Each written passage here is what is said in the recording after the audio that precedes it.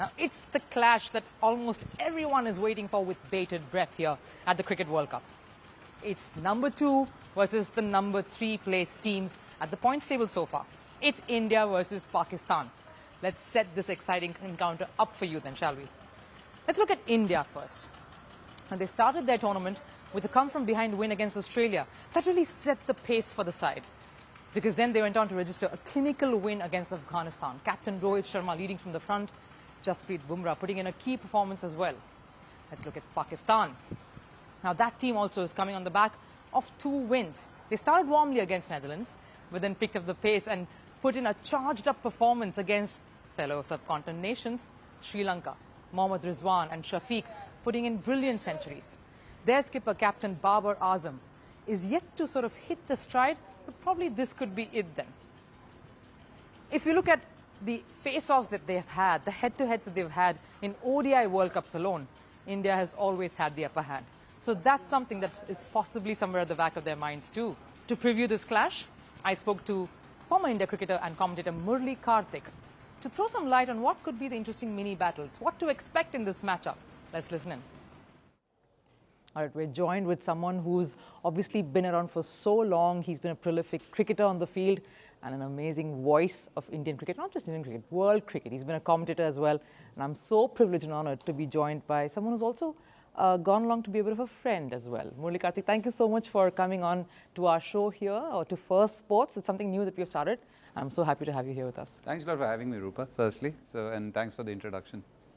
All right, let's kickstart with the main reason why we are here and why we are talking cricket today, and it is the clash that probably not just Indian cricket fans, but cricket fans the world over are looking forward to, India versus Pakistan. What's it about this rivalry that still gets them so peaked?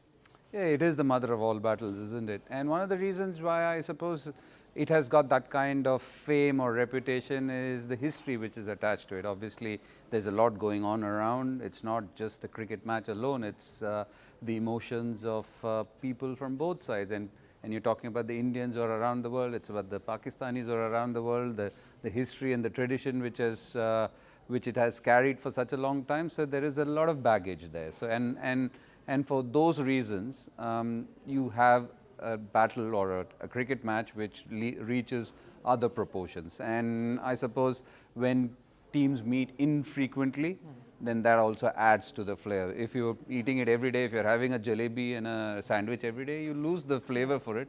But because people don't get to see an India-Pakistan game, that also adds to the masala. Now, you've been part of such contests yourself. What is it that sets this one apart from any other encounter, apart from what you say, the history, of course, but what sets this apart? I suppose it's the World Cup, isn't it? It's a World Cup, and with India boasting or having all the bragging rights, saying that, oh, we have been 7-0 up, I think that adds to the flavor. And also because it's going to be on Indian soil, there were a lot of hoopla around it, or Pakistan saying we are not going to come, and all that drama around Asia Cup. And so it adds to that. Yes, they did meet in the Asia Cup, which India did well. But I suppose happening in India, not sharing any World Cup with anybody, all the games happening in India, and again an India-Pakistan game with all that is happening around you, the frills, the world of social media adds to it. So everything adds up to the masala. Now let's get down to, of course, a little more details and get down to the nitty-gritty, as we say. We have to speak about Pakistan first. You know, you can't put a side like this aside, can you, the way they play? No, not at all. We always say they are mercurial. I suppose when it comes to India, they have their own emotions attached as well. And at the end of the day, any side, look, both sides are very good. Obviously, India, the squad that they've picked, it's a strong squad. And also, coming into the tournament, every batter has got runs. Everybody's averaging more than 40. All the bowlers have been bowling well. Imagine someone like Mohammad Shami, who just got a fifer on a flat wicket, doesn't get a game. And he's sitting out. Now Ashwin has to sit out. So you just look at the 15 and it's a strong 15. Someone like Shubman Gill has to walk into this side now. Hopefully he's fit soon.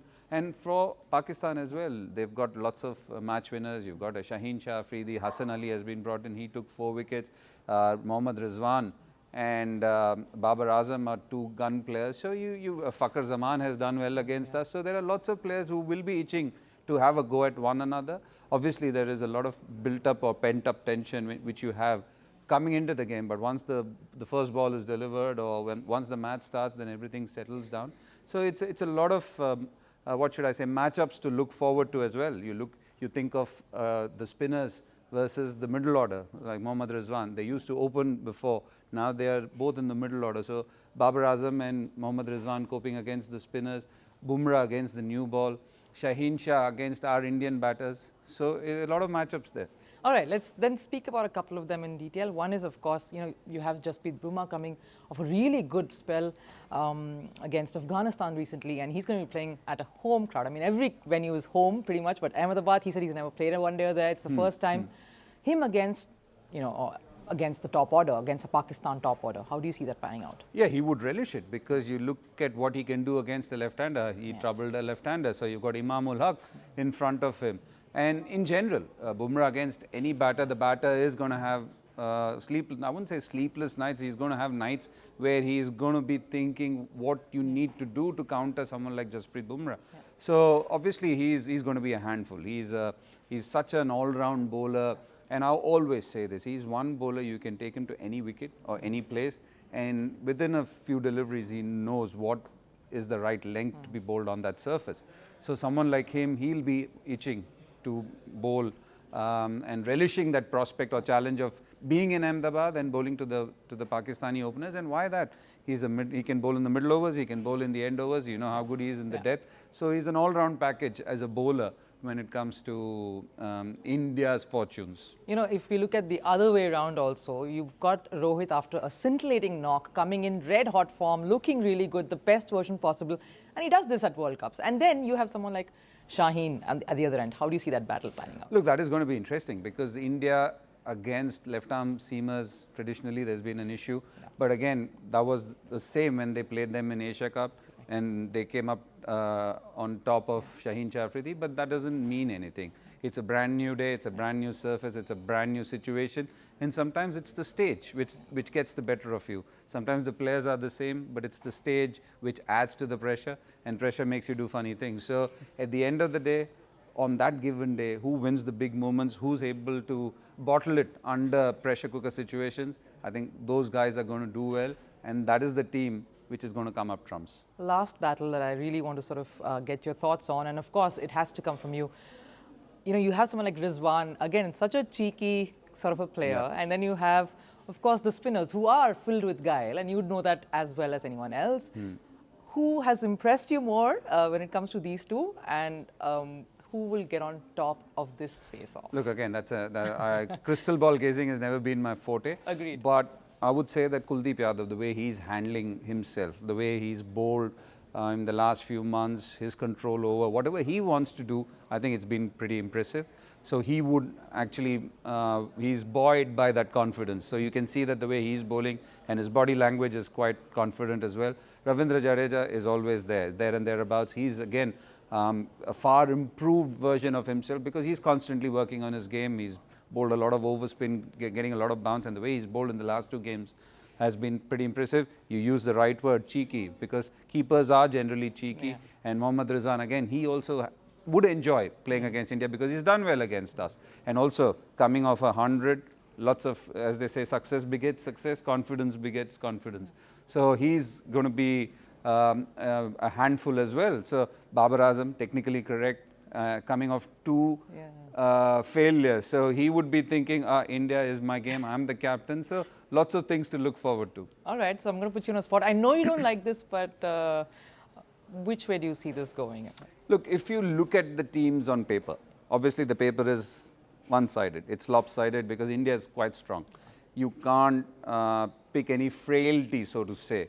The middle order has done well. You've got the likes of Hardik Pandya, Ravindra Jadeja batting later on. It'll be interesting to see what is the bowling combination they go with, because the first game it was Ashwin, then it was Shardul Thakur. With the conditions in Ahmedabad and what Mohammad Shami has done, you've seen him up close and personal. So it'll be interesting to see what they do with. Will they go for a Shami, or do they bring back someone like Ashwin, or do they stick with Shardul? Paper-wise, India is strong, but again, what can happen on a given day? Who wakes up from the right side of the bed? Does the team collectively wake up from the right side of the bed? That'll be seen. Yeah, and we of course are looking forward to a cracker for context. Absolutely. Kartik, thank you so much for joining in. It's Thank you, always a Rupha. pleasure talking cricket with you. Thank you. Thank you. Cheers. It's the dream of every cricketer, the ultimate glory. Few manage to keep their date with destiny.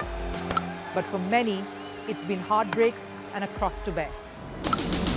The Holy Grail is here in India. I'm Rupha Ramani, and Firstpost brings you the ringside view. We bring you the Cup of Dreams. Cricket World Cup coverage like never before.